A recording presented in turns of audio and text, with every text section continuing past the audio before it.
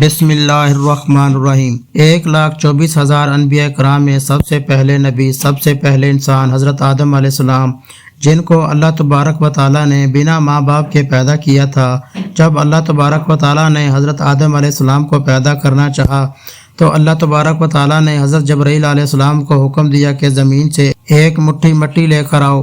تو حضرت جبرائیل علیہ السلام نے زمین سے مٹی لینی چاہی تو زمین نے پوچھا، آپ مٹی کیوں لینا چاہتے ہو؟ تو آپ نے بتایا کہ اللہ تبارک و تعالیٰ اس مٹی سے انسان کو بنائے گا جو زمین پر اللہ کا خلیفہ ہوگا۔ اس پر زمین کہنے لگی، میں خدا کی پناہ مانگتی ہوں اس بات سے کہ تم مجھ سے کچھ کام کیا جائے یا میری کوئی چیز خراب کی جائے۔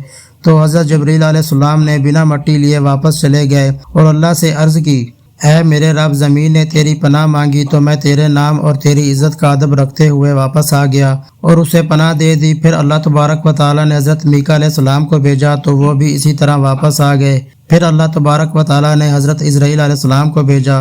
جب زمین نے ان سے پناہ مانگی تو انہوں نے فرمایا، میں اس بات سے پناہ مانگتا ہوں کہ اس کے حکم پر عمل کیے بغیر واپس چلا جاؤں۔ پھر انہوں نے زمین سے مٹی لی اور اللہ تبارک و تعالیٰ کی بارگاہ میں حاضر ہو گئے تو اللہ تبارک و تعالیٰ نے حضرت اسرائیل علیہ السلام کو روح قبض کرنے کا کام دے دیا اور اللہ تبارک و تعالیٰ نے فرمایا کہ تم نے ہی اس مٹی کو زمین سے الگ کیا ہے تو تم ہی اس کو زمین میں ملاؤ گے، اور اسی طرح ان کا نام موکل موت رکھا گیا۔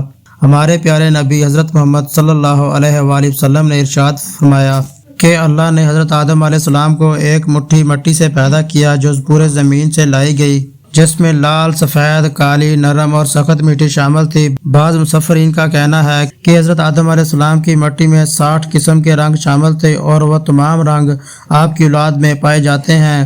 جب زمین سے مٹی آ گئی تو مٹی کا گارا بنایا گیا، پھر اس پر کئی سال بارش برسائی گئی، پھر اسے ہواؤں کے ذریعے خشک کیا گیا اور بچنے والی مٹی کی طرح ہو گئی جیسے ٹھکری۔ پھر فرشتوں کو حکم دیا کہ اس کو میدان عرفات کے پاس وادی نمان میں رکھ دو۔ اس کے بعد اللہ تبارک و تعالیٰ نے اپنے دست قدرت سے حضرت آدم علیہ السلام کا پتلا بنایا۔ جب حضرت آدم علیہ السلام کا وجود بن گیا، فرشتوں نے پہلے کبھی ایسی شکل و صورت نہیں دیکھی تھی۔ وہ حضرت آدم علیہ السلام کا چہرہ دیکھ کر بڑے حیران ہوئے۔ پھر 40 سال تک پتلے کی صورت میں ہی اسی طرح وہ بے جان پڑا رہا۔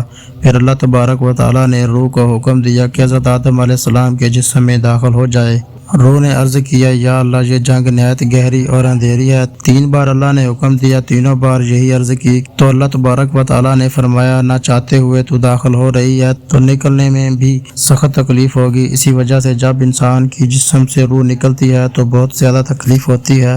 سب سے پہلے روح حضرت آدم علیہ السلام کے سر میں داخل ہوئی تو حضرت آدم علیہ السلام کو چھینک آ گئی تو اللہ تبارک و تعالیٰ نے آپ کے دل میں الحمدللہ کہنے کا الفام فرمایا اور آپ نے الحمدللہ پڑھا۔ اس پر خود اللہ تبارک و تعالیٰ نے کہا کہ جب روح کمر تک پہنچی تو آپ نے اٹھنا چاہا مگر نیچے لیٹ گیا کیونکہ نیچے کے حصے میں ابھی تک روح نہیں پہنچی تھی۔ جب تمام جسم میں روح پہنچ گئی تو اللہ تبارک و تعالیٰ نے حضرت آدم علیہ السلام سے کہا کہ اے آدم، بتا تو کون ہے؟ تو حضرت آدم علیہ السلام نے کہا، آپ اللہ ہیں، آپ کے سوا کوئی بھی عبادت کے لائق نہیں۔ تو اللہ تبارک و تعالیٰ نے فرمایا، تو نے صحیح کہا۔ پھر اللہ تبارک و تعالیٰ نے حضرت آدم علیہ السلام کو فرشتوں کی بیٹھی ہوئی جماعت کے پاس بھیجا اور فرمایا، جا کے کہو السلام علیکم۔